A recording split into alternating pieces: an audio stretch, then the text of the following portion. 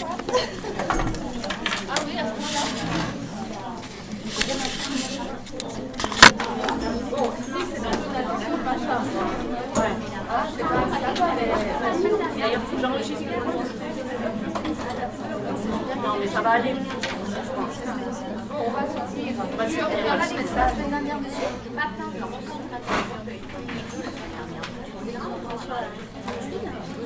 mais c'est moi, non, ça n'a pas marché. Ça utilise le problème n'a pas marché. Ces appareils qui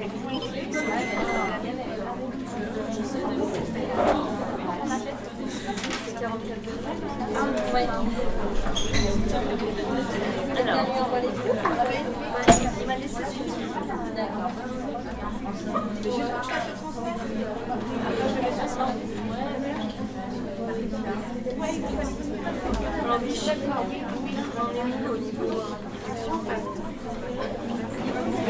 Au niveau des élections, on va dire que la vie est c'est normal ici.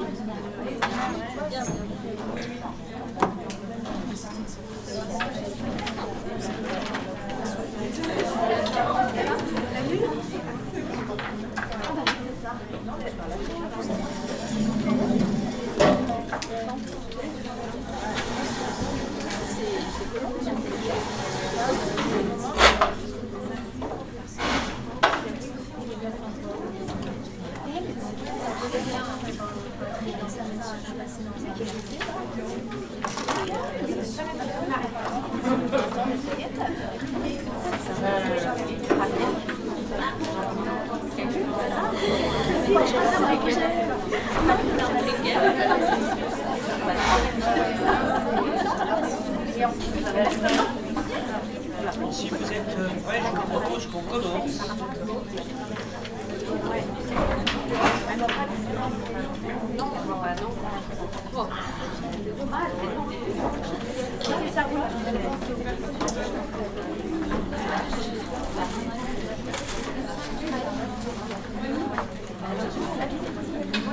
Vous n'êtes pas prêts alors.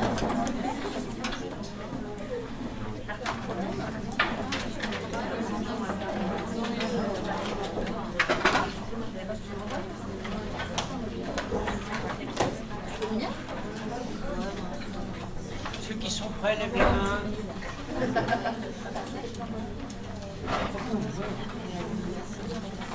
Je vais quand même commencer, puis peut-être qu'il y aura un effet boule de neige. Bon, vous vous souvenez que la semaine dernière, j'avais commencé à essayer de penser le problème des spécificités de la rencontre clinique, comme cas particulier de la rencontre humaine, avec deux, trois particularités particulièrement centrales que je rappelle rapidement. Premièrement, d'une certaine manière, l'affiche du fait que nous sommes des psychologues cliniciens a comme effet d'autoriser une intensification de tous les messages plus ou moins conscients et inconscients concernant tout ce qui est en souffrance chez les patients. Donc il y a intensification de cet effet de transfert. Deuxième caractéristique, notre posture de clinicien nous contraint d'une certaine manière à avoir le moins de défense possible à l'égard de ces processus transférentiels, donc à intensifier notre contact avec ce qui en nous relève de l'identification narcissique de base. Et puis troisième caractéristique que j'avais évoquée, c'est que alors que dans la vie de tous les jours, un système de régulation tout à fait important est le système fondé sur la réciprocité. Je m'identifie à toi, tu t'identifies à moi, je m'identifie à toi, t'identifiant à moi, enfin, et puis c'est tantôt l'un, tantôt l'autre, que ce système-là ne marche pas. Qu'en quelque sorte, il n'y a pas de réversibilité, il n'y a pas de réciprocité de la position, même s'il y a eu des tentatives historiques, j'avais évoqué rapidement la tentative de Ferenczi et on peut dire quand même une espèce d'échec assez lamentable. Alors je vais terminer en vous disant qu'il va falloir donc que nous trouvions un moyen de réguler cette relation, et c'est la question centrale de la pratique clinique, et comment réguler cette relation où à la fois les processus transférentiels sont intensifiés, les processus de réceptivité sont intensifiés, et en même temps, le moyen de régulation central, habituel, n'est pas jouable, n'est pas autorisé. Alors, bon, vous savez que la pratique est difficile, et vous savez donc qu'il n'y a pas de réponse miracle à cette situation-là. Mais il y a quand même une orientation qui est celle que, en quelque sorte, que les pratiques cliniques auront petit à petit inventé, découvertes, mises au point, raffinées, selon les époques. Je pense qu'il y a peut-être un mot-clé qu'on pourrait utiliser, c'est que notre réponse est une réponse qui va se faire non pas par la réciprocité, mais par la réflexivité. Et que ce que nous proposons, d'une certaine manière, s'organise autour de la réflexivité. Alors cette réflexivité,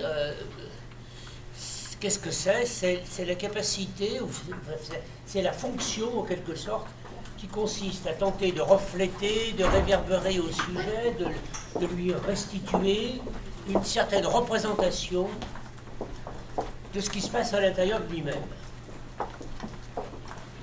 Tout en sachant et en ayant présent à l'esprit que ce qui se passe à l'intérieur de lui, c'est pour partie des choses dont il a conscience, mais pour large partie aussi, en tout cas là où il y a des zones de souffrance en particulier, c'est en grande partie aussi quelque chose dont il n'a pas conscience. Ce qui nous place dans une espèce de position qui serait une position paradoxale. J'avais trouvé une formule dont j'étais assez content, donc je vous offre, vous verrez si ça vous plaît. Et la formule que je proposais, c'était que nous sommes appelés à être le miroir du négatif de l'autre. C'est-à-dire, si vous voulez, nous sommes là pour sentir le non-senti de l'autre, ou le mal-senti de l'autre.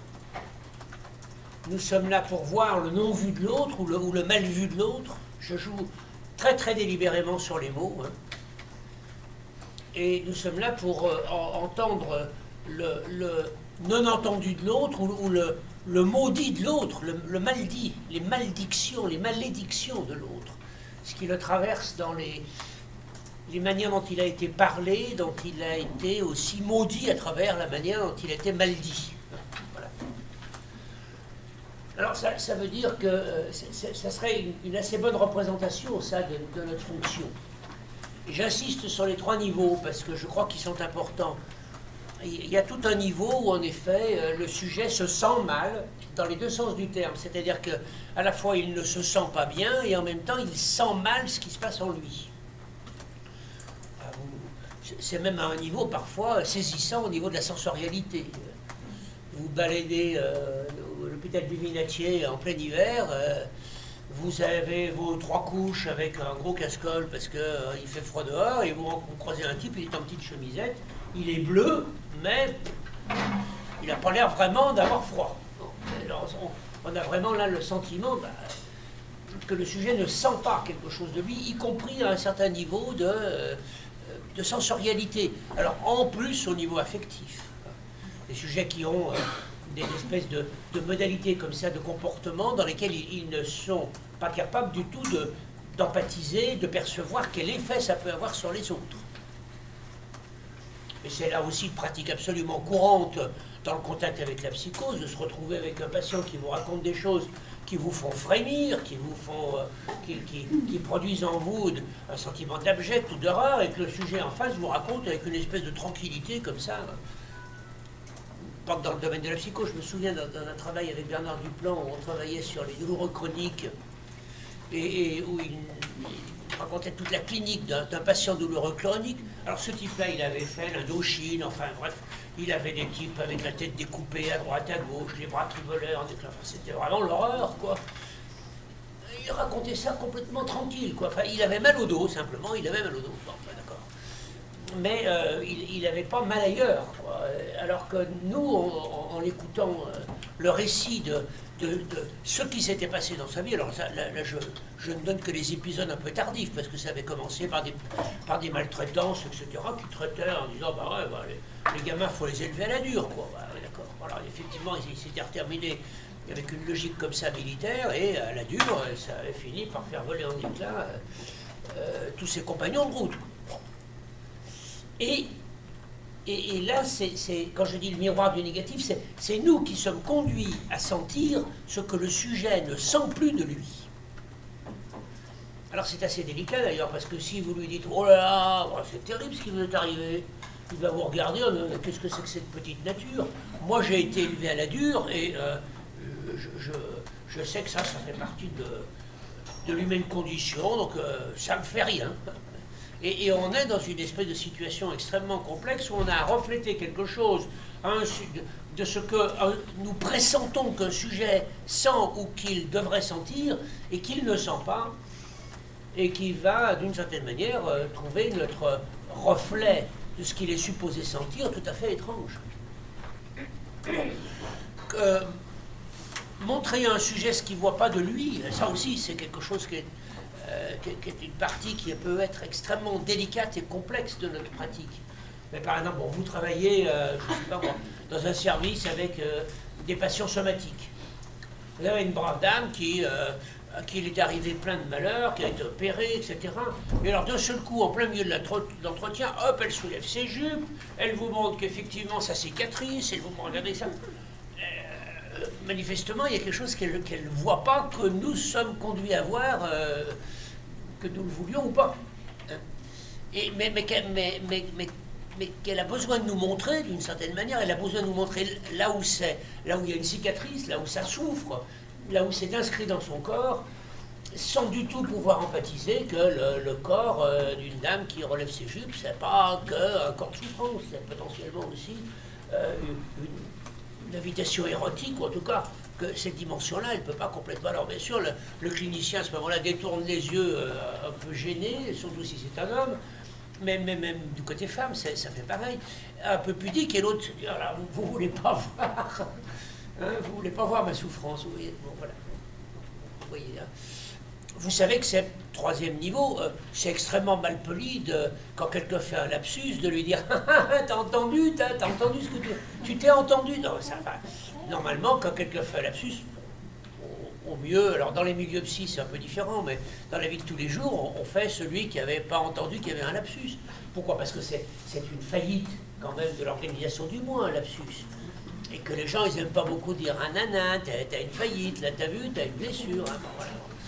Voilà, bon. Donc, autrement dit, le tact habituel fait que nous jetons un voile pudique sur tout ce qui est montré de l'anatomie de cette dame, ou tout ce qui vient apparaître du côté de ce mal-dit de cet homme, par exemple, de cette autre personne. Donc on voit que ce n'est pas une situation si facile que ça, et en même temps, d'une certaine manière, c'est bien là que nous sommes appelés. Enfin, si les sujets viennent nous montrer quelque chose de non vu ou de mal vu ou de mal intégré chez eux, s'ils viennent nous faire sentir d'une certaine manière ce qu'ils ne sentent plus, c'est bien parce que, on peut dire plus ou moins confusément, plus ou moins consciemment, ils ont quand même l'espoir que quelqu'un entende. Je trouve que c'est une situation qu'on voit très bien quand on a, vous savez, parfois dans la rue, vous tombez sur un monsieur qui traverse la rue, qui vocifère, qui interpelle tout le monde, il est un peu SDF, il a un peu destroy, etc. Eh bien, vous remarquerez qu'à ce moment-là, la plupart des gens qui passent et qui protègent leur économie d'autoconservation font comme s'ils n'entendaient rien, comme s'ils ne le voyaient pas. Si vous vous avisez en disant « moi je suis psy, je suis quand même sensible à la détresse humaine », si vous vous avisez simplement de le regarder un peu, si vous vous avisez de lui montrer que vous l'écoutez, vous allez voir ce qui va se passer. Immédiatement, vous devenez effectivement la cible, si je puis dire, de toute son interpellation. Donc on sent bien qu'il y a chez ces sujets-là quelqu'un qui envoie un message à qui veut l'entendre, à qui peut l'entendre, à qui l'entendra, et que toute la question, c'est effectivement qu'ils puissent trouver en quelque sorte un répondant, on pourrait l'appeler comme ça, ou un échoïsant qui va accepter de recevoir ce message. Je me souviens quand je passais au Minguettes, d'un patient qui m'était envoyé par Saint-Jean-de-Dieu, qui était un type réputé psychotique, on peut dire que ce n'était pas sans raison, mais qui était un type qui avait en même temps un énorme talent de peinture. Et un jour, il m'amenait ses tableaux. Donc, vous voyez, il venait me montrer quelque chose pour que je voie quelque chose qu'on ne voyait pas habituellement ou qu'on n'entendait pas habituellement. Et alors un jour, on commençait un peu à avoir fait connaissance tous les deux, il m'amène un tableau qui était assez extraordinaire, qui m'a beaucoup marqué. Ce tableau, c'est un tableau d'une main qui est dirigée vers la nuée des étoiles, mais d'une main tendue, quoi, un appel humain, une main, mais une main qui contient l'idée d'un appel, avec en même temps la confrontation avec un univers qui manifestement ne répond pas, n'entend rien de cette main-là. J'ai toujours été aussi beaucoup frappé par cette phrase qu'on trouve dans le mythe de Sisyphe de Camus, l'absurde naît de la confrontation entre l'appel humain et le silence déraisonnable du monde. Voilà. Bon. Alors on peut dire qu'il y a dans la psychopathologie, dans les psychopathologies identitaires, là où quelque chose de la question de l'être est franchement engagé, il y a quelque chose comme ça, quoi. Il y a quand même l'histoire d'un appel jamais entendu et on peut penser qu'il y a dans le transfert l'idée d'un espoir, d'un renouveau qu'un appel serait entendu. Alors non, c'est pas évident, parce qu'en même temps qu'il y a cet appel, l'appel est blessant, c'est pas tout le monde qui peut organiser une demande c'est quelque chose d'extrêmement compliqué, ça suppose d'être suffisamment costaud pour supporter d'avoir une faille sans se désorganiser, il y a des gens qui ne peuvent pas faire ça, donc ils ne vont pas du tout faire de demande, ils vont faire des interpellations. Et ces interpellations, ça va passer par le fait que moi je vais très très bien, c'était le cas du patient que j'évoquais tout à l'heure, douloureux chronique, il disait, moi psychologiquement je vais bien, d'ailleurs regardez tout ce que j'ai traversé, vous voyez bien que je vais bien. Non. Mais j'ai mal au dos par contre, alors ça, voilà. Donc la demande ne pouvait absolument pas prendre une forme d'adresse psychologique. Elle ne pouvait prendre la forme que de quelque chose de bien matérialisé, cerné, dans le dos en plus, par derrière, quelque chose alors on avait bien quelque chose d'énigmatique, parce que ça ne se passait pas au vu, à son propre vue, il y avait quelque chose qu'il fallait voir, qu'il lui-même ne voyait pas, mais ça ne prenait pas la forme d'une demande, sauf d'une demande à support somatique. Voilà, donc on a là une première réponse en quelque sorte, la réflexivité.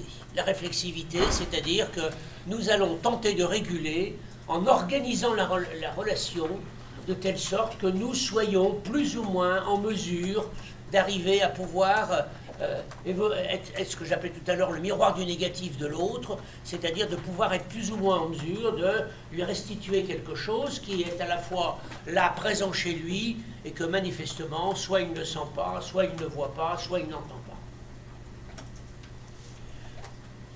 D'accord ? Voilà, donc ça, on peut dire que notre orientation elle est là. Mais vous voyez qu'après tout, c'est quand même pas déjà inintéressant de se dire que toute la réflexion sur les spécificités de la rencontre clinique nous conduit véritablement à essayer de souligner à quel point la question de la réflexivité est une question absolument centrale et essentielle à l'intérieur de notre pratique. Et comment c'est une question particulièrement compliquée, parce qu'elle est réceptivité à quelque chose qui est négativé chez l'autre. Au fond, ce qu'on appelle l'inconscient, qui est un concept théorique, la conscience n'existe pas, en tout cas c'est sûrement pas une chose, c'est un concept, c'est une manière de désigner les choses. Comment est-ce que ça se présente dans la clinique ?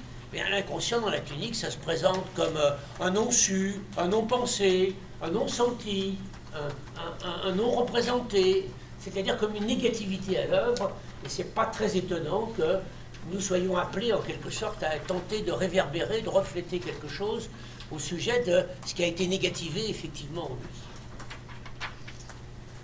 Alors le problème devant lequel on est, par rapport à cette réflexivité, c'est que lorsque le sujet a une adresse qui a quelque chose de délibéré, de décidé, de volontaire, et il nous appelle à un écho, il nous appelle à une forme de réverbération au miroir, mais de quelque chose dont il a conscience pleinement, qu'en quelque sorte il l'a émis. Et vous avez toute une série d'attitudes cliniques de type psychothérapeutique qui ont été développées sur cette base. Par exemple, ce qu'on appelle le rogérisme, avec toute la technique de la reformulation, c'est une reformulation. Ça ne s'attelle pas à quelque chose qui est du non formulé. Ça s'attelle à quelque... Alors, bien sûr, c'est un peu vite dit. Il est bien évident que dans la reformulation, on essaye de faire apparaître quelque chose qui n'était pas complètement clairement formulé. Mais enfin, néanmoins, on s'appuie tout le temps sur ce que le sujet dit, sur ce qu'il transmet, etc. Et c'est pas mal, et on peut faire sûrement un certain bout de chemin avec toutes ces techniques-là, qui sont beaucoup des techniques qu'on va retrouver dans toutes les psychothérapies humanistes, dans toutes les psychothérapies californiennes, etc., où on a, alors j'entends par là analyse transactionnelle, PNL, gestalt thérapie, enfin toute une série de modalités de psychothérapie psychodynamique, comme on dit, mais qui n'ont pas organisé en leur cœur le concept du transfert, et le concept du transfert de quelque chose qui est inconscient chez le sujet. Le problème, c'est que, en tout cas dans l'option qu'on a choisie ici, et on ne l'a pas choisie à Lyon 2 pour rien, parce qu'on pense que cette option-là est vraisemblablement la seule réponse possible à toute une série de psychopathologies et de souffrances auxquelles les cliniciens sont confrontés. Le problème, c'est qu'effectivement, cette dimension inconsciente, ce transfert, va avoir un mode de présence à l'intérieur de notre pratique. Et c'est bien le transfert de quelque chose qui est non délibéré. Je crois que ça, c'est tout à fait important. C'est inconscient, oui, c'est inconscient, et c'est non délibéré, c'est-à-dire, c'est pas volontaire, c'est pas... alors, vous voyez, c'est compliqué le volontaire, hein. C'est pour ça que j'ai dit pas délibéré, quoi. Parce qu'il y a bien quelque chose qui veut dans le sujet qui nous adresse un certain type de message, mais c'est pas quelque chose qui est voulu consciemment, c'est pas quelque chose qu'il a choisi de dire, ça veut en lui, si je peux dire, hein. Il y a quelque chose qui pousse et qui traverse son mode de présence, qui traverse son mode de communication, mais de manière non réfléchie, non délibérée. Alors, le problème de ce transfert, c'est qu'il se manifeste, et ça c'est une caractéristique tout à fait essentielle, il se manifeste tout le temps dans une forme d'agir. Ça peut être un agir relationnel, ça peut être un agir verbal, ça peut être un passage à l'acte ou un passage par l'acte, mais il y a toujours, hein, en allemand, la référence à la problématique transférentielle chez Freud, c'est ce qu'ils appellent l'Agieren, c'est-à-dire l'agir, quelque chose qui se met en acte. Et il y a dans le transfert quelque chose de l'idée que, quand on voit Freud réfléchir sur cette question-là, que quelque chose qui n'a pas été, en quelque sorte, remémoré, va revenir sous la forme d'une actualisation transférentielle. Ça se met en acte, plutôt que de se remémorer. Si vous lisez l'article de 1914, remémorer, répéter, réélaborer, vous allez voir Freud qui va effectivement dire, ben voilà, il y a tout un travail de remémoration, on part en quête des souvenirs, en quête de l'histoire oubliée du sujet, et puis parfois, eh bien, il y a quelque chose qui ne revient pas sous la forme d'un souvenir, mais qui va revenir sous la forme d'une réminiscence, d'une reviviscence, ou qui va revenir sous la forme d'un acting transférentiel, de quelque chose qui va s'agir dans le transfert. Le sujet, dit Freud, ne se souvient pas, par exemple, d'avoir éprouvé de la honte à l'égard de sa masturbation infantile, mais lorsqu'il arrive à sa séance, il est honteux de la séance. Voilà le transfert. Il est honteux d'une séance qu'il vit comme une espèce de nouvelle édition de son analysme infantile. C'est l'exemple que donne Freud, c'est pas ça que je le reprends, même s'il est pas nécessairement formidable. Alors, ça c'est le point de départ, c'est le point de départ de la suite. On a évoqué tout à l'heure ce qu'était notre vecteur. Notre vecteur, c'est la réflexivité. Bon, d'accord. C'est la réflexivité de quoi? C'est la réflexivité d'un impensé, d'un inconnu, d'un insenti, d'une négativité à l'œuvre chez l'autre. Mais cette négativité à l'œuvre, c'est une négativité agissante. C'est une négativité qui va... Alors là, Jean-Luc Denet, et on a beaucoup travaillé tous les deux là-dessus, a proposé une phrase que j'aime assez, je trouve assez bien. Il a dit, il y a une pénétration agie, un aguerrend, mais ça pénètre. C'est pas quelque chose, le transfert, c'est pas quelque chose où je projette sur une surface qui n'est pas du tout entamée une image venue d'ailleurs. C'est quelque chose qui s'empare de la situation, le transfert. C'est quelque chose qui s'empare de vous. Donc, je vous invite à continuer que pour pouvoir faire notre travail de réflexivité, il nous faut considérer la manière dont le transfert va se manifester et en particulier la manière dont le transfert va pénétrer la relation clinique. Alors on a beaucoup mis l'accent comme ça dans l'histoire, et ça c'est quelque chose que vous avez tous en tête, avec l'idée du compte-transfert. Hein. On a beaucoup mis l'accent sur le fait qu'il y avait en quelque sorte une pénétration agie de la problématique du sujet à l'intérieur de notre contre-transfert, c'est-à-dire de nos éprouvés, c'est-à-dire de nos ressentis, conscients, inconscients, parce que je pense qu'on oublie trop souvent quand même que le contre-transfert, il n'est pas conscient, il est inconscient, mais dans notre état affectif, on va dire, dans notre état affectif global. Alors, c'est d'ailleurs pour ça qu'on fait des groupes d'élaboration. Si ça a un sens de faire un groupe d'élaboration d'une situation clinicienne, c'est pour donner aux cliniciens l'occasion de pouvoir évoquer ce que ça lui fait que de se trouver dans telle situation clinique particulière. Il y a eu, d'ailleurs, à partir de ça, depuis l'article Princeps de Paul Ayman de 1956, il y a eu toute une série de travaux où les gens ont dit non, non, il faut que le clinicien soit très à l'écoute de ses états intérieurs, parce que ces états intérieurs le renseignent, lui donnent des informations sur en quelque sorte ce qui se transfère sur lui. Donc il y a tout un point. Et alors bien évidemment,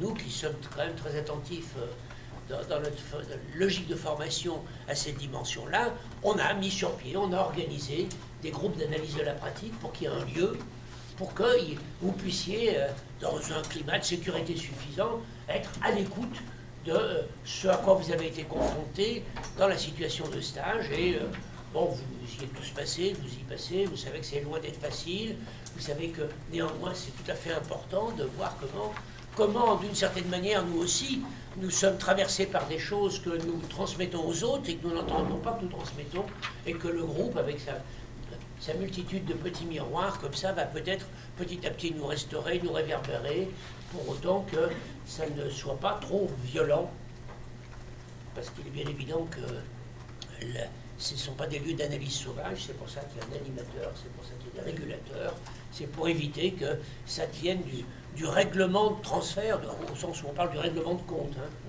Tu transfères sur nous quelque chose qu'on a transféré sur toi, ben on va te le renvoyer avec une violence dont tu n'avais pas idée. Bon, on pourrait essayer d'éviter ça. Il y a donc, l'expérience montre que quand même chacun s'interidentifiant à l'autre, on est un peu prudent dans nos interventions sur l'autre, parce qu'on imagine que d'autres jours on y sera, et qu'on ne voudrait pas que l'autre nous fasse ce qu'on ne lui a pas fait.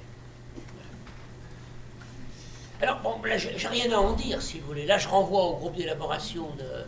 Enfin, je n'ai rien à en dire de plus que c'est une dimension fondamentale, que cette dimension-là, elle est clé, et qu'il n'y a pas moyen d'éviter cette élaboration.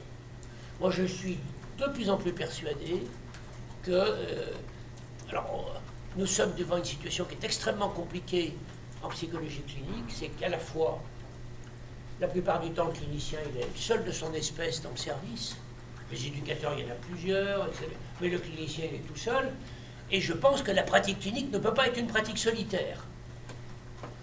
Alors, bien sûr, donc d'où la nécessité pour les cliniciens d'avoir des groupes d'élaboration de la pratique ailleurs, d'avoir éventuellement des regroupements de cliniciens et d'analyse intertransférentielle, ça s'appelle comme ça, pour... effectivement essayer de dépasser cette solitude de l'éprouver. Je crois que c'est quand même très très important aussi de remarquer que c'est aussi très important que ça ait lieu en groupe, parce qu'il y a quelque chose d'un effet de communauté dans le groupe qui, à mon avis, est à peu près irremplaçable. Le problème, c'est que s'il n'y avait que ça comme pénétration agie, en quelque sorte, on aurait une réponse. La réponse, ça serait les groupes d'élaboration de la pratique. Le problème, c'est que c'est un peu plus compliqué. C'est qu'il n'y a pas que ça. C'est qu'il y a aussi un impact du transfert sur le dispositif du clinicien. Et il y a aussi un impact du transfert sur les processus de pensée du clinicien.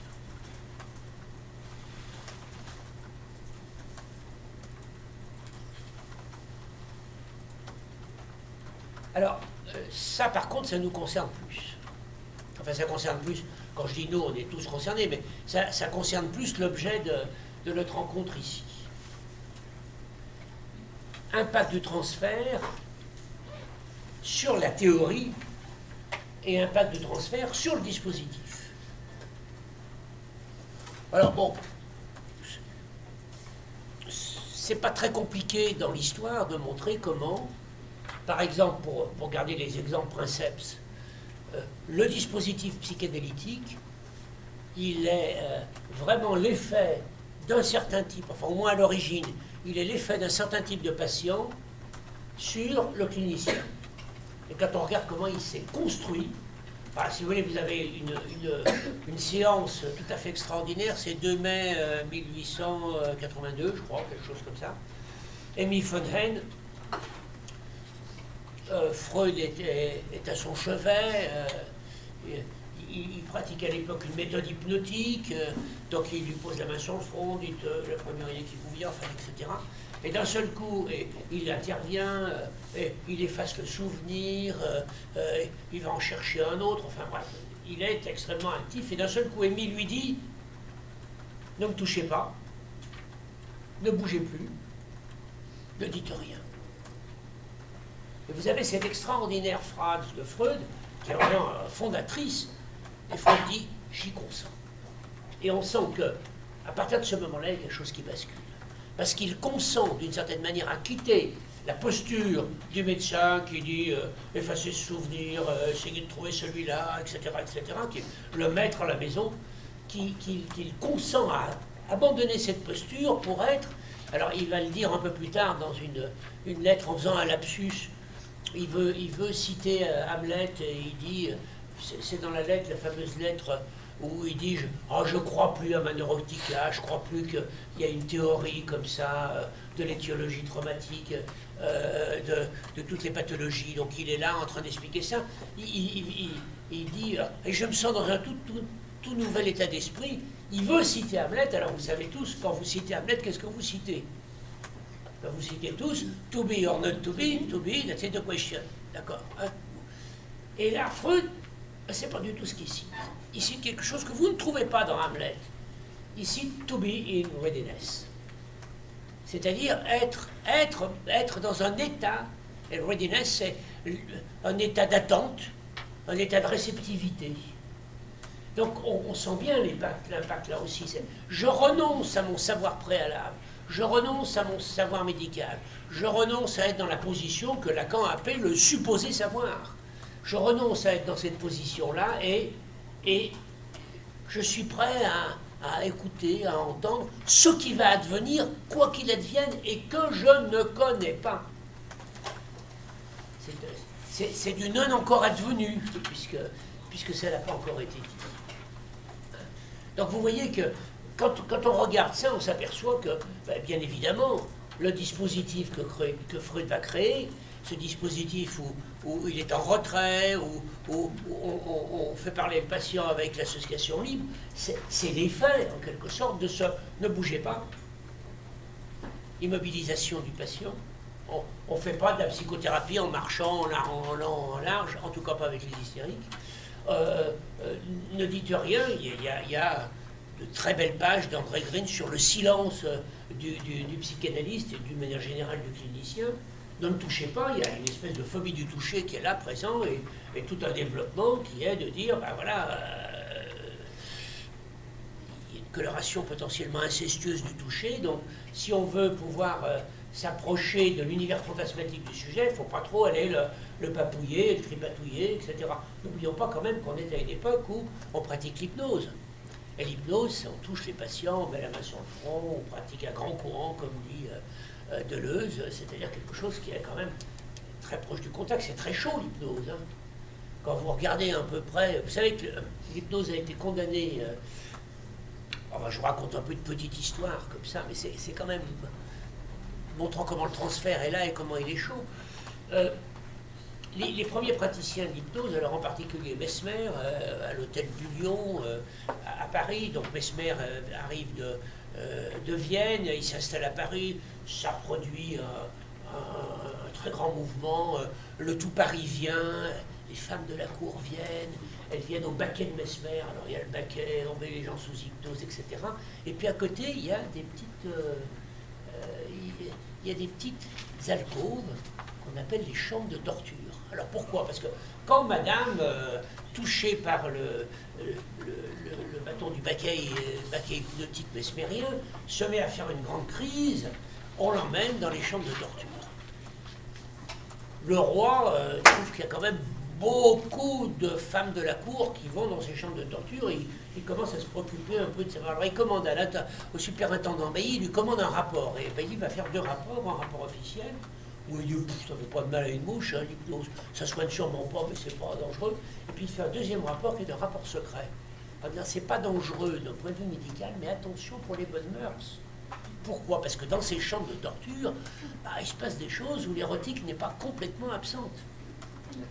Donc ça veut dire que ça chauffe l'hypnose, hein, ça chauffe, et bien ça chauffe parce qu'on touche, ça chauffe parce qu'on accompagne, ça chauffe parce qu'il y a quelque chose qui est au corps à corps. Cette hypnose-là, maintenant, il y a des hypnoses qui sont bien plus édulcorées. L'hypnose de Milton Erickson, c'est un truc beaucoup plus soft. Enfin, quand même plus soft. Donc, ne me touchez pas, ne dites rien, ne bougez pas. Immobilisez le corps pour qu'il y ait de la mobilité dans l'espace psychique. Ne touchez pas pour qu'il y ait un creusement de l'espace dans lequel le fantasme va pouvoir se constituer. Ne dites rien, il y a cette attitude d'accueil, de réceptivité, grâce auquel l'autre va être tenté de venir loger quelque chose chez nous. Mais ça, c'est un modèle pour l'hystérie. C'est un modèle pour l'hystérie.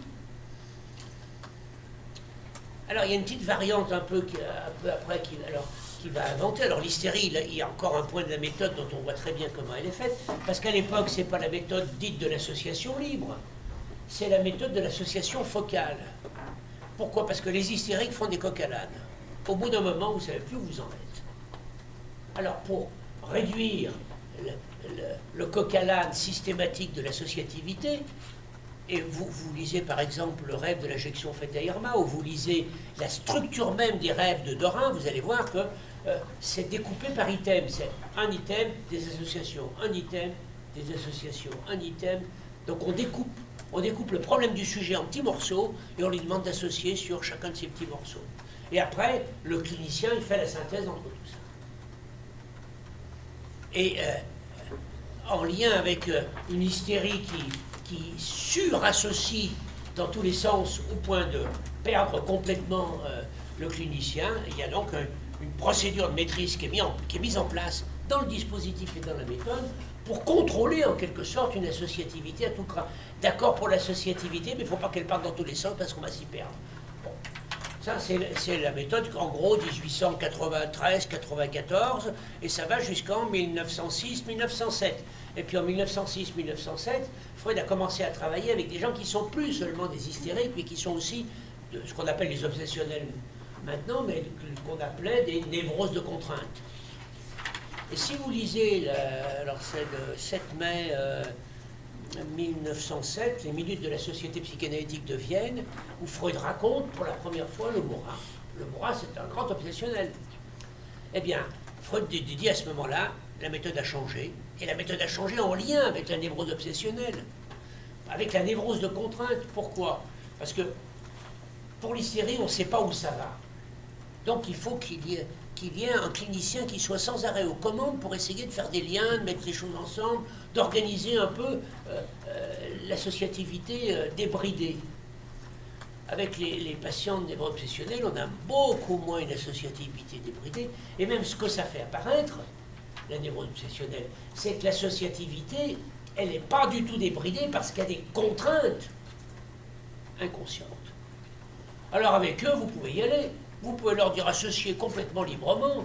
La liberté, ils ne l'ont pas. Donc ils peuvent associer. De toute façon, ils ont une telle contrainte interne que ça viendra toujours sur les choses importantes et essentielles. Donc vous voyez, cette dialectique qu'il y a entre le dispositif, sa méthode, et la psychopathologie. Le problème, c'est qu'on en est un peu resté là. Et quand on s'est mis à travailler avec des patients qui avaient des problématiques narcissiques identitaires et pas des problématiques de type névrotique, eh bien, si vous partez sur un modèle « ne dites rien, ne me touchez pas et ne bougez pas », eh bien, il se passe quelque chose qui ne passe rien. Il se passe quelque chose qui fait qu'il ne se passe rien. Vous voulez travailler avec un ado de banlieue, toxico, un peu délinquant, etc., ne bougez pas, c'est inimaginable. Vous ne pouvez travailler avec lui qu'en marchant, au moins dans un premier temps. Ne me touchez pas, essayez de faire un accompagnement un peu appuyé avec quelqu'un qui est en fin de vie, qui est mourant, qui a à peine accès au langage. Ne me touchez pas, c'est complètement inadéquat. Ne me touchez pas avec les enfants, essayez de faire un ne me touchez pas avec les enfants autistes, avec les enfants psychotiques. Moi, je me souviens quand même d'avoir été conduit avec des patients psychotiques aux baguettes, avec une dame qui voulait se balancer par la fenêtre. J'ai été conduit à l'empoigner, à la prendre, parce que je n'allais pas la laisser dire « Oh ben, si ça fait trop de bruit, je ponctuerai à la fin la chute au sol. » Vous voyez, on ne peut pas faire ça. Donc, je l'ai empoigné. Alors, effectivement, en même temps, ça a commencé à s'érotiser. Dès que ça s'est érotisé, il s'est posé tranquillement sur son fauteuil. Mais enfin, le plus gros était passé, parce qu'au début, elle se débattait. Et alors bon, j'avais quand même 15-20 cm de plus qu'elle, 30 kilos de plus, ça allait, donc je pouvais contenir. Bah, ça aurait été une championne olympique de lancement du poids, ça aurait été beaucoup plus compliqué. Mais alors à ce moment-là, il faut être en groupe, il faut être plusieurs, il faut faire une thérapie de groupe. Mais je l'ai contenu physiquement. Et je vous garantis d'ailleurs au passage que l'époque, je ne dirais pas bénie, enfin l'époque où les patients étaient contenus physiquement versus les contentions de camisoles chimiques qu'ils ont maintenant, au niveau du contact thérapeutique, c'est quand même quelque chose de tout à fait essentiel. Vous connaissez peut-être, vous n'êtes peut-être pas très branché sur l'histoire de l'antipsychiatrie. Mais vous aviez l'école anglaise d'antipsychiatrie avec deux grands personnages, Esterson, qui était un élève de Winnicott, avec Joe Burke, enfin il y avait toute une série de gens comme ça qui développaient une technique qui s'appelait la métanoïa, et qui consistait à dire accompagnons les patients jusqu'au bout de leur délire, parce que si on les accompagne jusqu'à ce bout-là et qu'on les accompagne véritablement jusqu'à ce bout-là, il y a quelque chose qui va se transformer, c'est ça la métanoïa. Hein. Et puis vous aviez une technique, une autre, qui était portée par un monsieur qui s'appelle Cooper. Peut-être que c'est encore disponible dans les livres. Il a fait un bouquin qui s'appelait Au seuil, qui s'appelait Pavillon 21. Et Cooper, qu'est-ce qu'il a fait? Il a dit, on va arrêter toutes les chimiothérapies et tout ça. C'était l'antipsychiatrie. Et vous savez ce qu'il a fait? Ça, c'était très malin. Il est allé recruter les dockers, les gros baraquets costauds, qui n'ont pas peur de la violence physique, qui n'ont pas peur de l'affrontement physique. Et à la place de la chimiothérapie, il a mis ces types-là, un peu placides, un peu costauds, qui n'avaient pas peur des patients. Ce qui fait que quand un patient était agité, eh bien, on ne lui faisait pas témentilnosinant, etc., dans le cul, hein, bon, on allait vers lui, et puis on le contenait physiquement. Et la contention physique avait un effet sédatif tout à fait extraordinaire. Bon, c'était un peu la camisole chimique, la camisole pas chimique, la camisole dite de force, qui avait cet aspect de contention. Les techniques de de packing qui sont développés avec certaines formes de contention, on est dans la même lignée, c'est-à-dire quelque chose qui va contenir physiquement.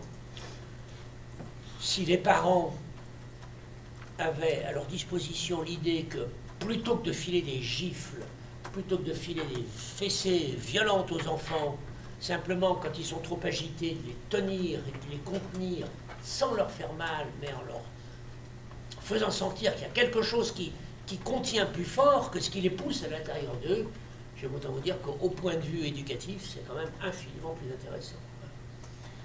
Parce que, effectivement, on peut calmer les enfants avec des douches froides, avec des gifles, avec des trucs comme ça, sauf que c'est extrêmement répressif. Ça ne pousse pas beaucoup à la symbolisation. Alors que quand vous êtes arrivé à contenir un enfant physiquement, alors je parle effectivement des gamins jusqu'à 7-8 ans, après c'est de plus en plus compliqué parce qu'ils sont de plus en plus forts, c'est de plus en plus difficile. Surtout que pour bien les contenir, il ne faut pas leur faire mal. La difficulté, elle est là. Si vous commencez à lui tordre le bras dans le dos, on dit ah ben là je te tiens, il y a quelque chose qui ne va pas. Vous voyez, il faut que ça soit vraiment quelque chose qui soit une contention physique non violente. Et à ce moment-là, vous apercevez que les enfants se débattent, et puis à un moment donné, ils ont buté sur le fait qu'ils étaient contenus, et vous sentez la tension qui se relâche, et alors à ce moment-là, c'est des moments extraordinaires pour les échanges. Parce que y a les larmes qui peuvent venir, la détresse qui peut venir, l'enfant sort de cette espèce de défense par une espèce de tentative d'être tout puissant et de se heurter, de rien montrer d'autre que sa détresse. La détresse là peut venir, peut être éprouvée. C'est des techniques qu'on a utilisées avec Berger sous forme de système de packing, parce que c'est des enfants qui étaient un peu plus âgés, pour des enfants hyper violents en particulier, hyper agités et hyper violents. Et avec trois séances d'1h30 de packing. Alors, c'est pas le packing de Lyon avec chaud, froid, etc. C'est juste un enveloppement serré, avec les particularités qu'on avait mis en place aussi, c'est qu'on mettait à côté une psychologue qui était elle aussi enveloppée, serrée, en double. Et il y avait 3 personnes. Dire que c'était un dispositif un peu lourd, mais on était confronté en particulier à un gamin qui faisait... il avait 12 ans, il faisait 80 kilos, vous le laissiez dans une pièce comme ça, 3 minutes plus tard, il avait tout dévasté, quoi. Quand ils arrivent chez Berger, il en était à son 7e ou 8e ou 9e placement, quoi. Il avait mis en échec tous les dispositifs thérapeutiques du coin.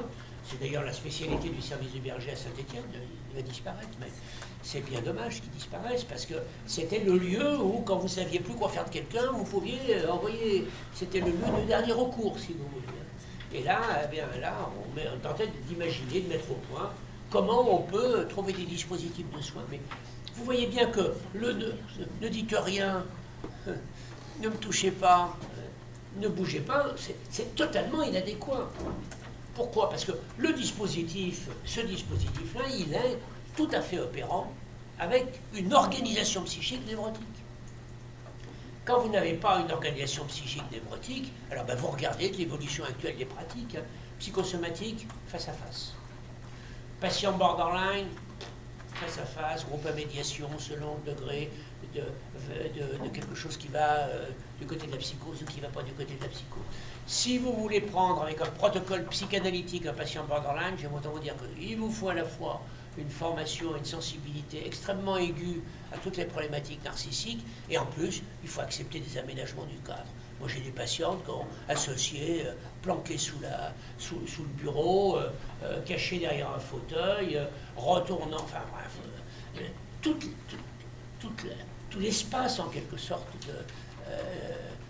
de la séance est occupé. Allongez-vous et puis parlez, c'est intolérable. C'est intolérable pour un certain nombre de patients. C'est une situation traumatique.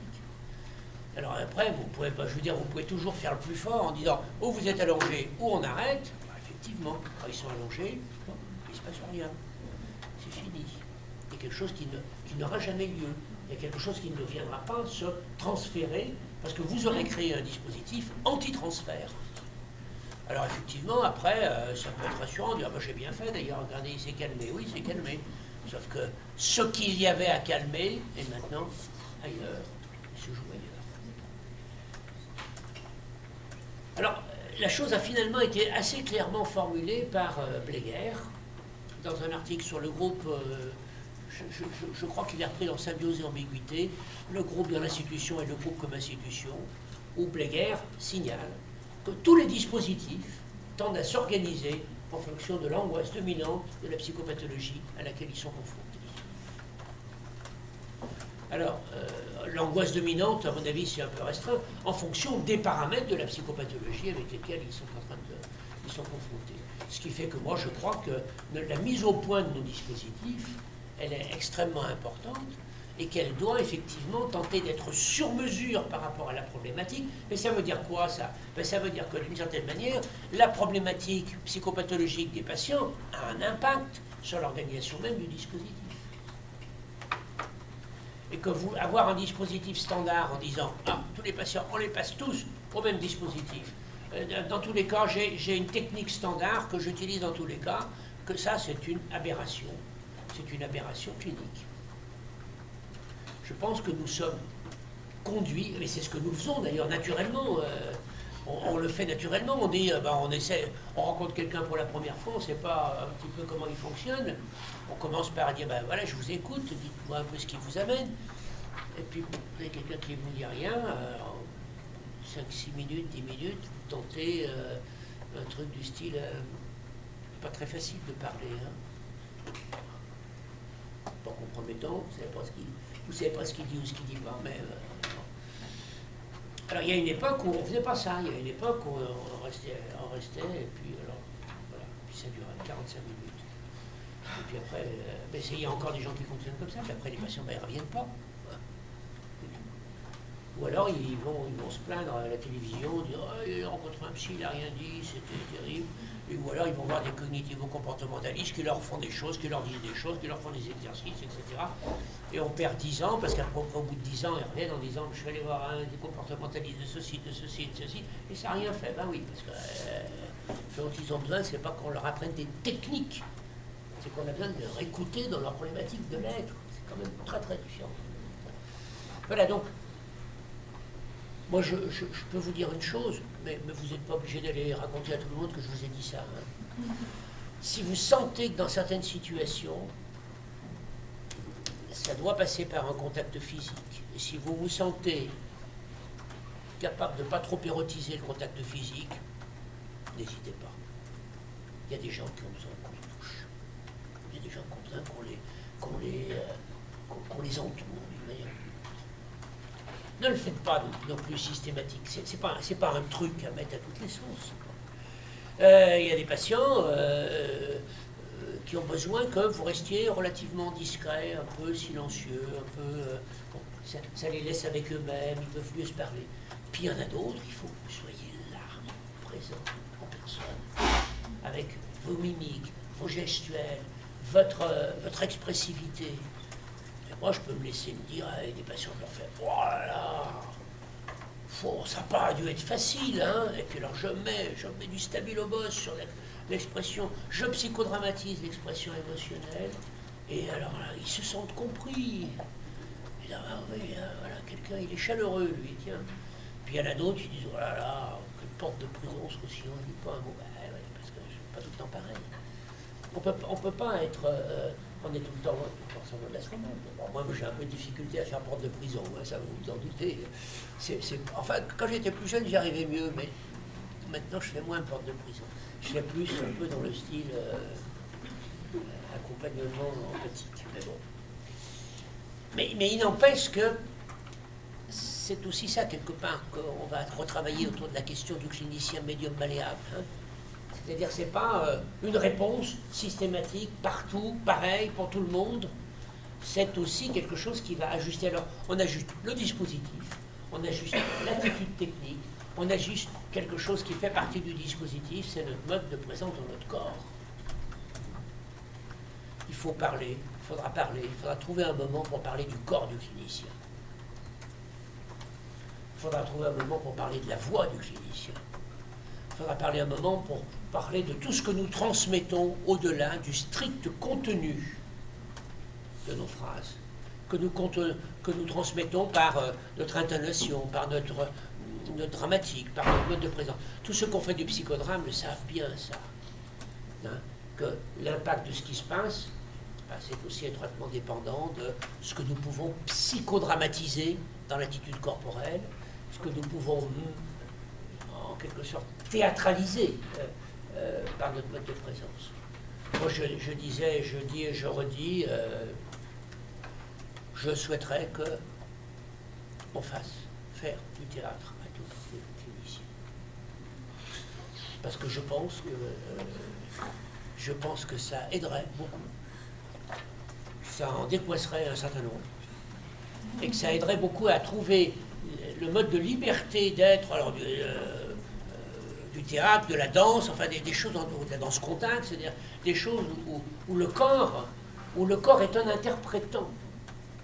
Parce que nous interprétons non seulement avec nos mots, mais nous interprétons avec nos mimiques, avec notre gestuelle, avec notre prosodie, nous interprétons avec notre corps. Et quand je dis nous interprétons, c'est-à-dire que nous avons effectivement, ça transmet du sens, ça transmet des messages. Dans ma pratique de supervision de jeunes analystes, ce à quoi je suis vraiment très très sensible, c'est alors vous avez des gens, ils sont malins, mais c'est extraordinaire. Moi je suis là, je suis un peu ébahi que comment si jeunes ils comprennent tant de choses. Ils comprennent tout. Alors ils font des trucs, bah, il a dit ça, ça doit se référer à ça et ça. Je suis vraiment complètement en admiration. Puis ça ne donne rien. Ça ne donne rien. Et puis vous en avez d'autres, j'ai l'impression que du coup, est-ce qu'il a été formé celui-là? Enfin, pas grand-chose. Et puis, ça a des effets étonnants. Alors après vous essayez d'aller un peu plus loin, vous apercevez que ce qui va faire la différence entre, c'est pas au niveau de la compréhension en termes de contenu, c'est le mode de présence qui va être tout à fait déterminant. Mais vous avez des gens qui ont un certain mode de présence où, même s'ils n'ont pas compris la sophistication de la particularité d'une organisation de la scène primitive avec double retournement sur place et une posture qui ressemble un peu au missionnaire version toupie, vous dites, bah, il n'a pas trouvé cette sophistication-là, mais dans sa torsade de mots, il y avait quelque chose qui contenait ça, et qui s'est transmis bien au-delà. Je me souviens par exemple avec un patient psychotique, quand il parlait de son père, il regardait un endroit particulier. Bon, au bout d'un moment, j'ai regardé, il n'y avait rien. Puis je me suis dit, mais si, il y a quelque chose, son père, il est là, entre nous. Alors au début, je lui parlais de son père en le regardant. Ça n'avait pas beaucoup d'effet. Il faut dire qu'il avait des tendances un peu héméphréno-catatoniques. Déjà, quand il le mobilisait, c'était vraiment pas très facile. Alors, après, j'ai eu une idée. Je me suis mis à regarder le lieu, et quand je lui parlais de votre père, je lui disais « votre père », en montrant le lieu avec la main. Alors là, il regardait, et on parlait de son père qui était là entre nous. Alors, bien sûr, on est devant un truc paradoxal, c'est la symbolisation doit être une symbolisation de l'absence. Ouais, ben sauf qu'avec la psychose, si l'absence est tellement absence, il n'y a pas de symbolisation. Il faut au contraire qu'il y ait un mode de présence du symbole pour qu'il y ait un travail de symbolisation qui soit fait. Autre exemple encore, je parlais tout à l'heure de ces gens qui sont complètement frigorifiés, vous croisez dans les hôpitaux psychiatriques. Evelyne Kestenberg, qui a longtemps travaillé avec le fameux 13e arrondissement de Paris, et qui était une dame qui avait une grosse pratique de la psychose. Elle racontait un jour que, bon, elle voit un patient arriver, alors justement, le patient, il arrive en petite liquette, il était violet. Et alors, qu'est-ce qu'elle lui dit? Elle lui dit, ce que je disais, c'est-à-dire la manière de dire, non pas, elle lui dit pas, je sens que vous ne vous sentez pas, elle ne va pas lui dire ça, elle va lui dire, vous n'avez pas froid, et en même temps qu'elle lui dit, vous n'avez pas froid, elle se frotte la main en se réchauffant, vous voyez, identification corporelle, en double. Elle le réchauffe, elle lui fait ressentir le réchauffement en se frottant le bras en double de son bras qui est dénudé. Voilà, c'est ce que j'appelle interpréter avec le corps. Vous comprenez que c'est pas du tout pareil que si vous dites au patient vous avez une petite chemise, là vous n'avez pas froid. C'est pas du tout pareil si vous dites vous n'avez pas froid, avec quelque chose qui va vers lui et qui, d'une certaine manière, commence à le réchauffer. Parce que s'ils sont tellement glacés qu'ils ne sentent plus le froid, effectivement. Donc, pénétration, à l'intérieur du dispositif. Alors, ça va amener à un certain nombre de questions. C'est s'il y a un impact du transfert sur le dispositif, et moi je pense qu'il n'existe pas de dispositif standard, valeur pour tout le monde, que d'une certaine manière le dispositif il doit être fait sur mesure. Alors bien sûr, quand vous avez des gens qui ont une bonne organisation névrotique, le sur mesure d'une certaine manière ils l'ont à l'intérieur d'eux. Donc vous pouvez faire un cadre standard. Mais parce que la spécificité elle est internalisée. Avec les gens qui souffrent de problématiques du côté de la personnalisation, vous ne pouvez pas faire cette hypothèse. Parce que c'est comme si vous supposiez le problème résolu. C'est comme si vous supposiez, je suppose que ce monsieur a une très bonne organisation de son identité, qui est structurée de telle manière qu'il peut passer dans n'importe quel cadre standard. Eh bien, c'est une erreur. C'est une erreur, c'est une supposition fausse. C'est une supposition fausse. Et la bonne supposition, c'est qu'il doit y avoir dans la manière dont j'organise la situation, quelque chose qui, d'une certaine manière, tient compte du sujet singulier que j'ai en face de moi, et de sa problématique de personnalisation, de sa problématique identitaire. Alors ça peut être 3 fois rien, ça. Bon, autre exemple. Une patiente de type anorexique, allongée sur le divan, elle parle peu, elle m'anorexise beaucoup, mais de temps en temps elle dit quelque chose. Et puis alors comme ça, mais quelque chose que 3 minutes avant la fin de la séance, avec une espèce de chronomètre interne, elle regarde pas sa montre, on dit en 3 minutes avant la fin de la séance, je peux enfin lâcher le morceau, mais 3 minutes avant la fin de la séance, elle commence à se mettre à parler et à me dire des choses tout à fait importantes. Alors au début, moi je dis, l'heure c'est l'heure, avant l'heure c'est pas l'heure, après l'heure c'est plus l'heure, j'arrête. Et ça l'arrête. Alors elle est soumise, gentille, elle part, merci monsieur, séance d'après, pareil. On se retrouve répétitivement devant une particularité du mode associatif de cette patiente, c'est qu'elle commence à dire les choses essentielles 2-3 minutes avant la fin. Alors bien sûr, moi j'ai un certain nombre d'hypothèses. Je me dis, elle le dit comme ça elle est sûre que je ne vais pas pouvoir intervenir dessus. Elle me le glisse, et puis c'est une manière de me laisser le paquet, et puis démerde-toi avec ça jusqu'à la prochaine fois. D'accord, j'ai des tas de... Mais vous me voyez prendre la dernière minute et me dire « Ah ben je profite que c'est la dernière minute pour vous dire que vraisemblablement vous êtes en train de me laisser le paquet. » Complètement. C'est irréel. Je ne peux absolument pas faire une intervention de ce genre. Alors je vais faire quelque chose de très très différent. Je vais ajuster. Et un jour où j'ai un peu de temps, parce que souvent j'ai des patients qui suivent, mais un jour où je sais que j'ai un peu de temps, elle fait son truc, elle commence à 3 minutes avant la fin à me raconter un bout de rêve ou un truc important, et je prolonge la séance. Et je me prolonge la séance d'un quart d'heure, 20 minutes, et d'un seul coup, elle est amenée à dire, et alors, avec un certain affolement, parce que d'une certaine manière, ce qu'elle disait aussi tenait compte du fait qu'elle allait être arrêtée. Et que ça allait être freiné, alors que là, d'une certaine manière, alors vous voyez, dans l'anorexie, c'était pas mal, hein, c'était moi qui freinais et qui empêchait d'une certaine manière, c'était pas elle qui avait à se restreindre. Et là, elle a été prise, si je puis dire, au piège de l'évolution d'un dispositif qui la laisse dire. Et alors, bon, je ne l'ai pas regardé 1 heure, hein, enfin 1 heure si, mais je ne l'ai pas gardé 1 heure de plus. Je l'ai gardé un quart d'heure, 20 minutes, jusqu'à ce que j'ai eu le sentiment que ce qu'elle avait à dire arrivait à son terme. Et alors après ben, elle fait un truc quand même, il faut l'assumer. Hein. C'est pas rien ce que j'ai fait. Surtout que là, j'ai fait, c'est pas, j'ai oublié l'heure de la séance, j'étais tellement passionné par ce qu'elle me disait que j'ai oublié. C'est pas du tout ça, c'est délibérément que j'ai prolongé. Et alors après, ben, on a repris. Alors il faut dire que c'était une patiente qui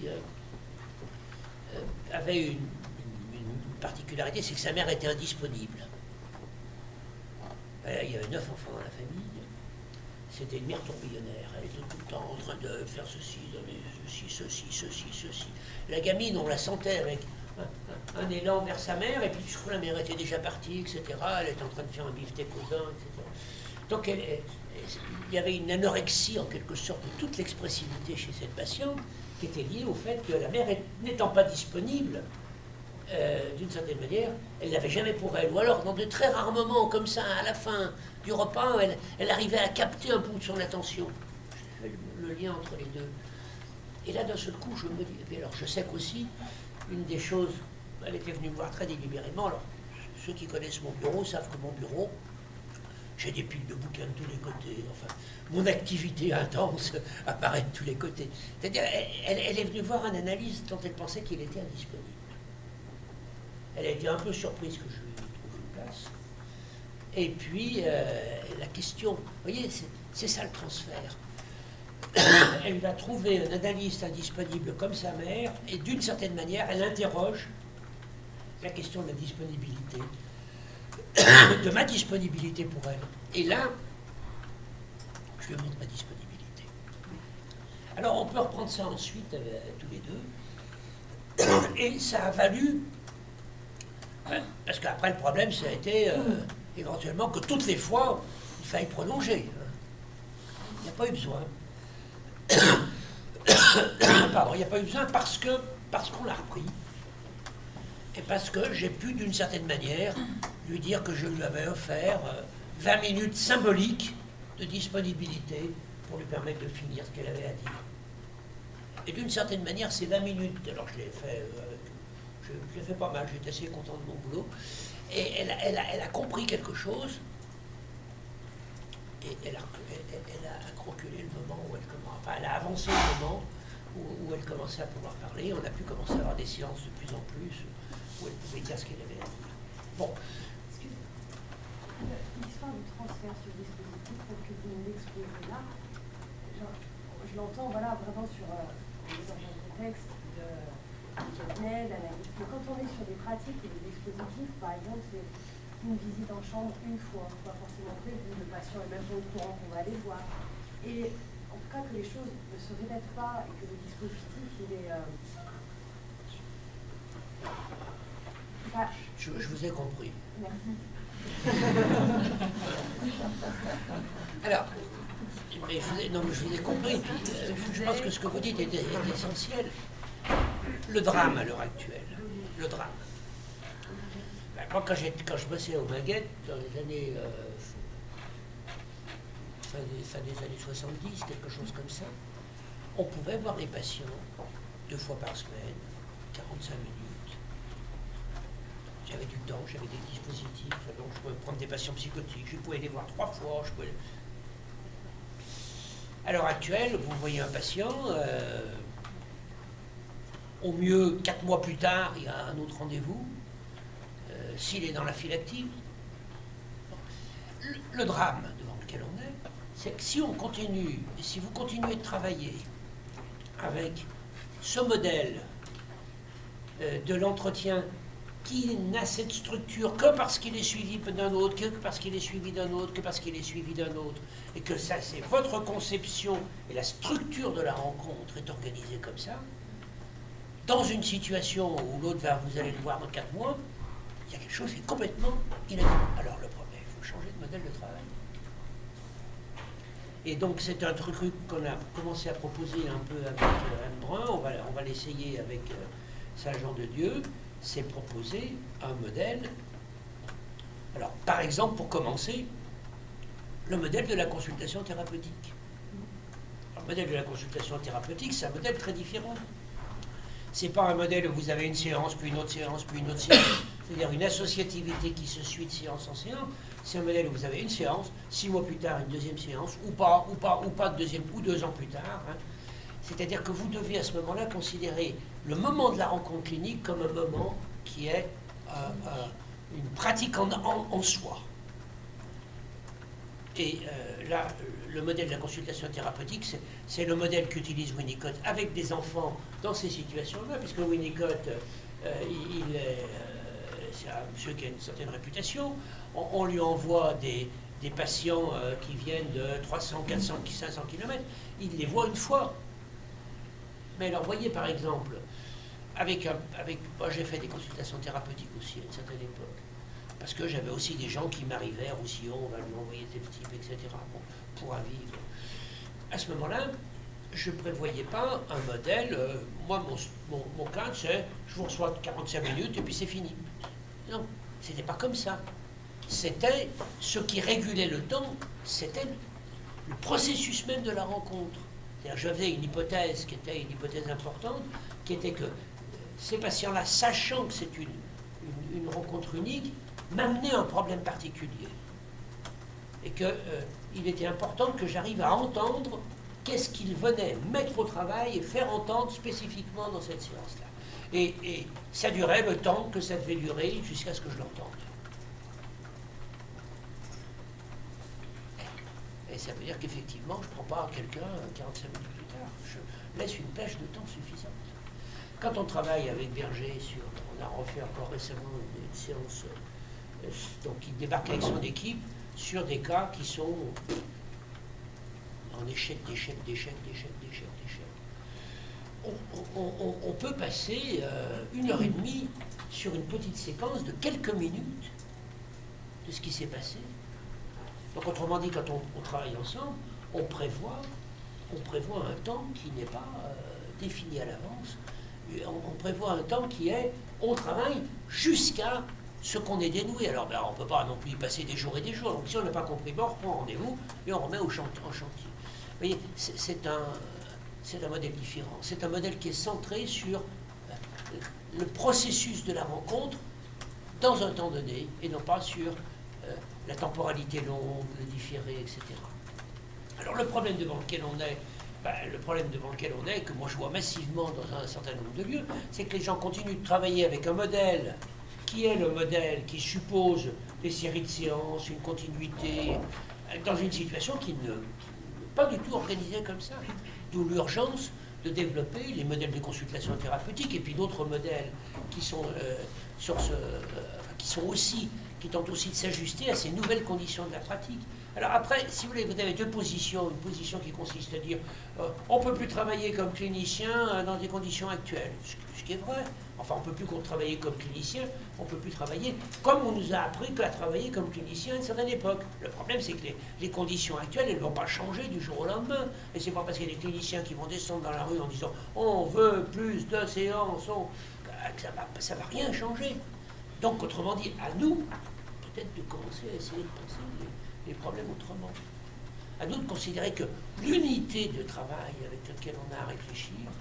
Alors, vous voyez, quand vous travaillez avec consultation unique, ben, il vous faut d'abord faire l'hypothèse que je faisais tout à l'heure, c'est-à-dire que les gens viennent mettre au travail quelque chose. Ensuite, il faut considérer que lorsque ce quelque chose a émergé, c'est fichtrement important de le formuler, de le reconnaître d'une manière ou d'une autre, de dire, ben voilà, c'est là que les Athéniens s'atteignirent. Là, on y est.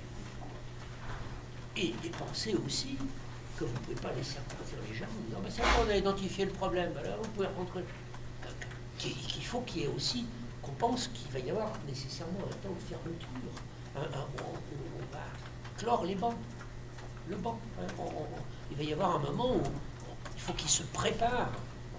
Je le vois même avec une de mes patientes actuelles qui a des séances. Elle pleure, elle est désorganisée sur le divan.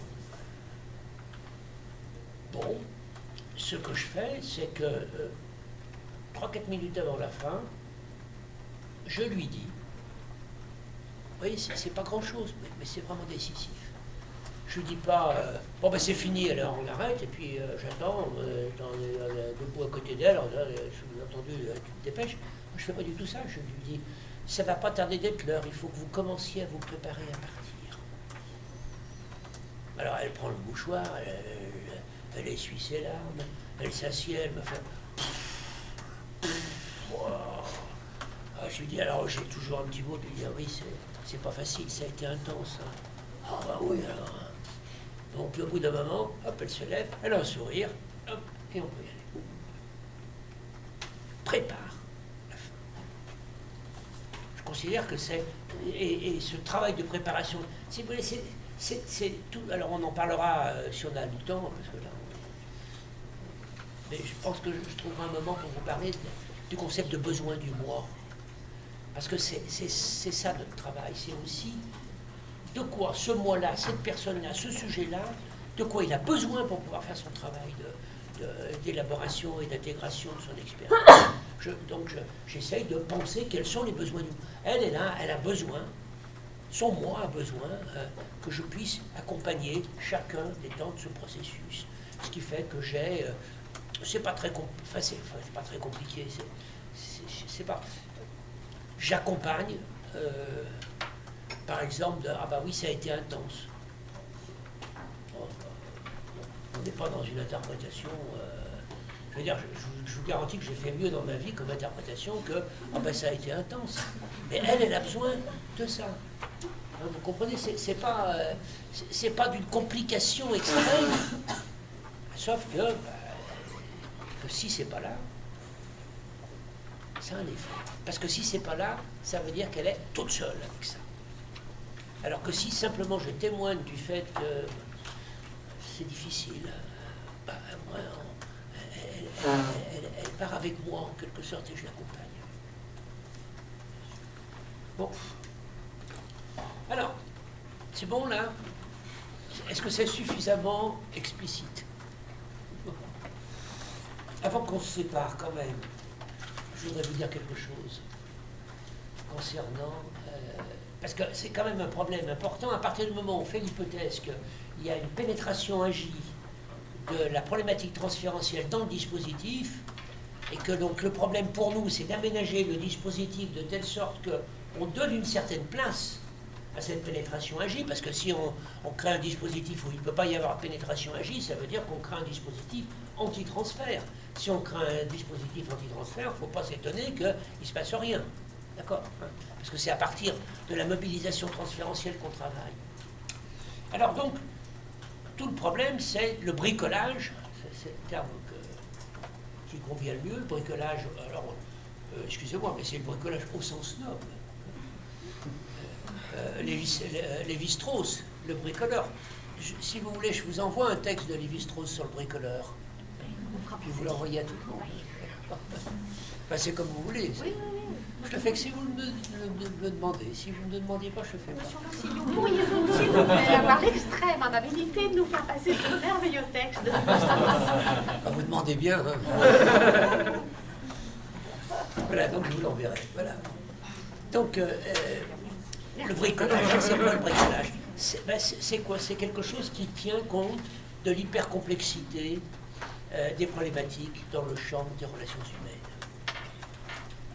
Du fait qu'on est tout le temps dans des situations singulières, qu'il y a bien sûr quelques grands modèles standards, mais l'ajustement, la personnalisation, c'est ça le bricoleur. Le bricoleur, c'est celui qui n'a pas une fenêtre toute prête à mettre dans un HLM standardisé, mais il se retrouve avec une maison un peu ancienne, un peu de guingois, et puis il est obligé de faire des ajustements de tous les côtés pour que la fenêtre tienne, pour que ça, il n'y ait pas trop d'air qui sort. Voilà, c'est ça. Le bricoleur, c'est celui qui, au jour le jour, essaye d'ajuster sa maintenance, c'est un très beau terme, la maintenance, sa maintenance de l'espace à partir d'un certain nombre de petites choses qu'il s'agit de faire. Nous avons à bricoler des dispositifs. Alors après, on peut le faire en disant bah, je bricole, quoi. Ou on peut essayer de le faire en disant est-ce qu'il n'y a pas un art du bricolage du dispositif? Ou plutôt, mine de rien, quelle que soit la manière dont on bricole, quelles sont les choses qui doivent être importantes que nous avons à prendre en compte dans ce bricolage? Alors, je vous en propose trois concepts. Et puis on les commentera un peu longuement la semaine prochaine, si vous voulez bien. Premier concept, c'est que notre dispositif, c'est un concept sine qua non. C'est-à-dire, si c'est pas présent, rien n'a lieu. Ça doit être un dispositif attracteur du transfert. Le processus transférentiel, c'est un sujet qui émet quelque chose d'inconscient, d'impensé, d'insenti, etc. en lui. Eh bien, notre dispositif, il doit contenir quelque chose qui dit, eh bien, tu peux venir le loger. C'est ça l'attracteur.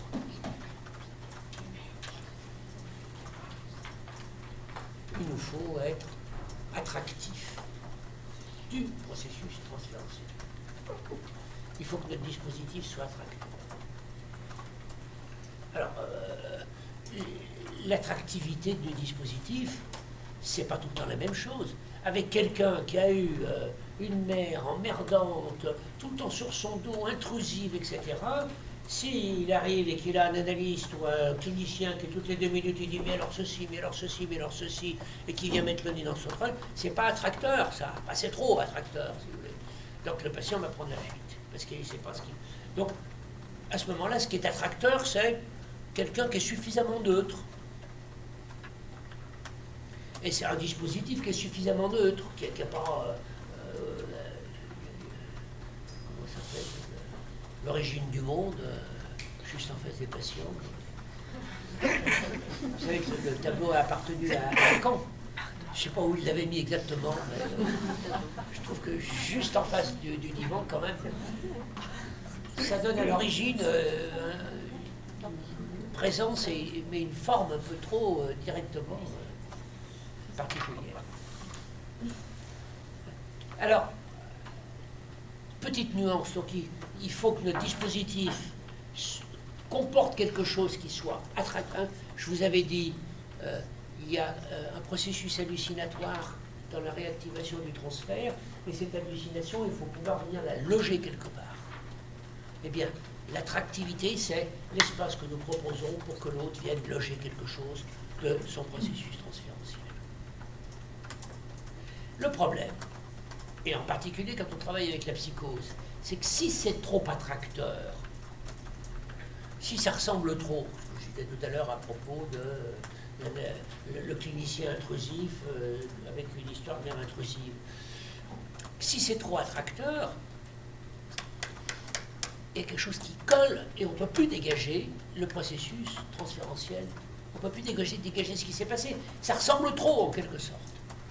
Donc il faut être attracteur, mais d'une manière d'attirer le transfert de façon à ce qu'il soit en même temps utilisable. Woody Allen a un film qui s'appelle Escroc mais pas trop. Là, ça serait attracteur mais pas trop.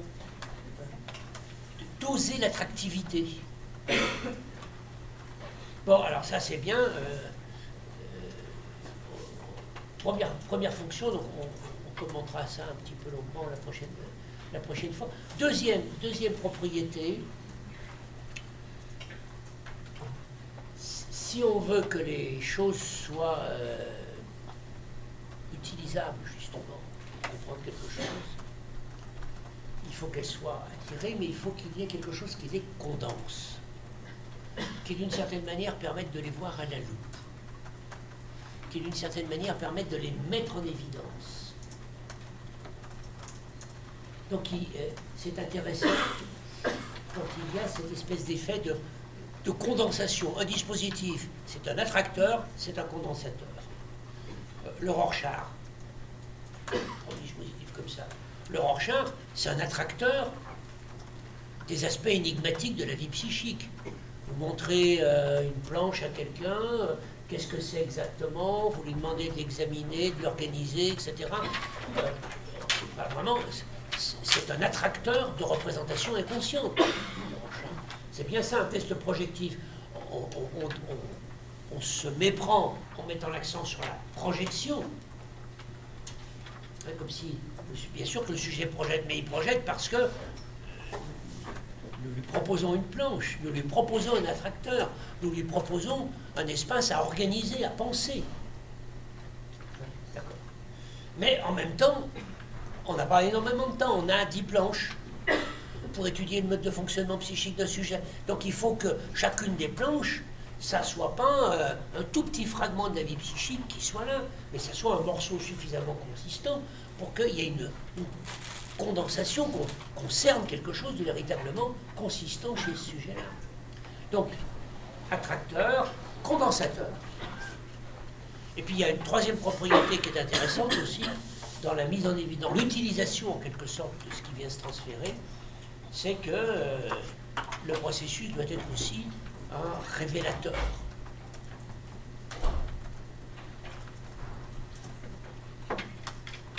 on la tracte, on condense, mais il faut que ça montre quelque chose. Il faut que ça puisse entraîner la conviction de quelque chose. Il faut donc qu'il soit en même temps, qu'il soit à la fois un condensateur et en même temps un révélateur, mais au sens du révélateur photographique, du révélateur où on met le négatif et on fait apparaître la photo à partir du négatif.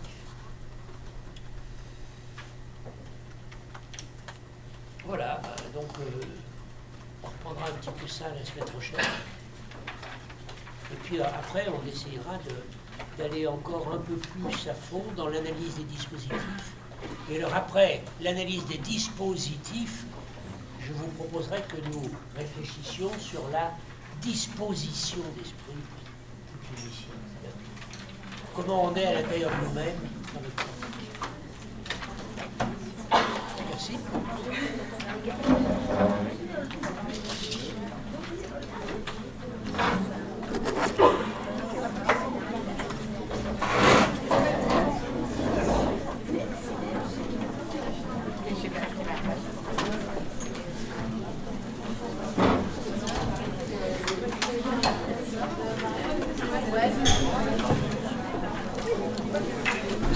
Votre demande, c'était que j'envoie un mail pour vous le rappeler, c'est ça?